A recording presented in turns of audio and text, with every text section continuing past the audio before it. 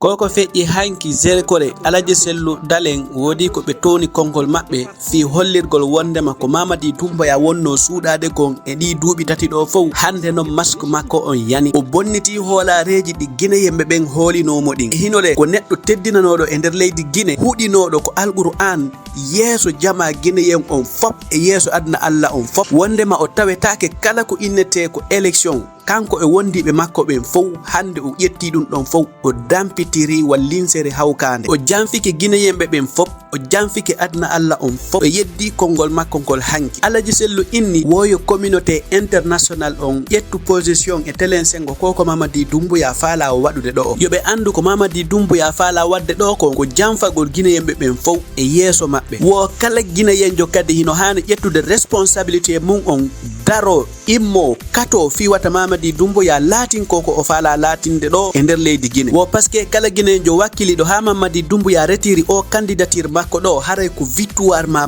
molanaɗo ɗum koko windete ko histoire mon joni haray yehen hettoɗen alaji Cellou koɓe maaki kon. Vaillant et digne peuple de Guinée,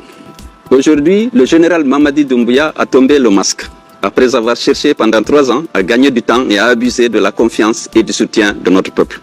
Sa candidature à sa propre succession, alors qu'il a juré en tant qu'officier sur le Coran devant l'armée, le peuple de Guinée et la communauté internationale de ne pas prendre part aux élections organisées pour le retour à l'ordre constitutionnel, sa candidature, dis-je, serait une haute trahison de sa parole d'honneur et donc un grave parjure personnel. La communauté internationale, qui a espéré tant et jusqu'au bout qu'il joindrait l'acte à la parole, est aussi flouée que notre peuple trahi. À chacun d'entre nous, donc, de prendre ses responsabilités dès maintenant, devant sa conscience et l'histoire, pour empêcher à tout prix et par tous les moyens la forfaiture de se produire, en étant aux côtés du peuple martyr de Guinée dans sa quête légitime de liberté, de justice et de démocratie. J'en appelle donc à toutes les forces vives du pays, civiles et militaires, de l'intérieur et de l'étranger, d'agir en parfaite synergie pour s'opposer avec fermeté et détermination à la volonté du général de commettre parjure pour confisquer le pouvoir à son profit personnel et pour les intérêts exclusifs de son clan civilo-militaire. Nous devons tous réagir avec une combativité à la mesure de l'affront et de la provocation. Le général Mamadi Doumbouya et ses soutiens et alliés seront tenus pour responsables de tout ce qui adviendrait à la suite de l'épreuve de force qu'ils veulent engager avec le peuple de Guinée et de toutes les conséquences de l'acte de défiance qu'ils auront posé en décidant de cette candidature illégale du président de la transition à la prochaine élection présidentielle. Ensemble,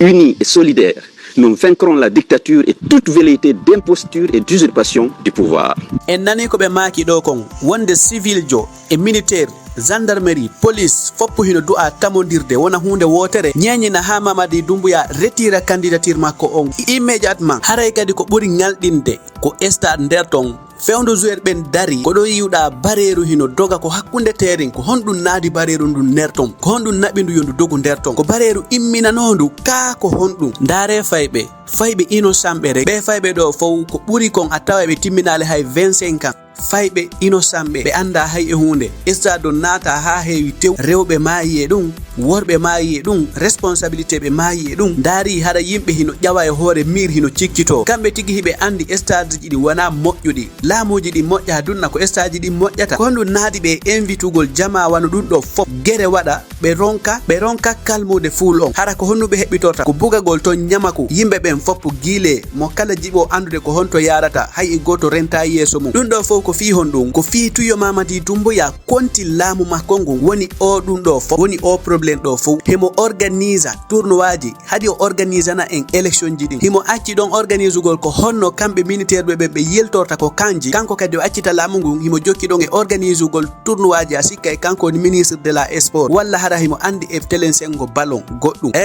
Guinée no yurmi yo Allah wallu en enen kadi yo Allah okku en laamuji moƴƴi nunɗuɗi fewuɗi arayɗi fi nafa guinéyemɓe ɓen fop hara wona intérêt personnel addi ɓe hara en e vidéo go kadi wata yejjutu like gol vidéo o ma abonaɗa.